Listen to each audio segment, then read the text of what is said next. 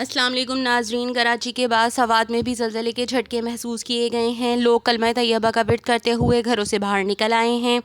ایک روز قبل کراچی میں زلزلے کے جھٹکے محسوس کیے گئے تھے اور اب خیبر پختونخوا کے علاقے سوات اور اس کے گرد و نواح میں بھی زلزلے کے جھٹکے محسوس کیے گئے ہیں، جس کے بعد لوگ کلمہ طیبہ کا ورد کرتے ہوئے گھروں سے باہر نکل آئے ہیں۔ جی ناظرین، سب سے اہم بات، اگر آپ نے ابھی تک ہمارا چینل سبسکرائب نہیں کیا تو ہمارے چینل کو سبسکرائب کر لیجئے اور بیل کے آئیکن کو آل پہ پریس کر لیجئے تاکہ اس طرح کی نئی انفارمیٹیو ویڈیو آپ کو مل سکیں، اور اگر آپ کو ہماری ویڈیوز اچھی لگتی ہیں تو اسے لائک کیجئے۔ جی ناظرین، خیبر پختونخوا کے علاقے سوات اور اس کے گرد و نواح میں بھی زلزلے کے جھٹکے محسوس کیے گئے ہیں، جس کے بعد لوگ کلمہ طیبہ کا ورد کرتے ہوئے گھروں سے باہر نکل آئے ہیں۔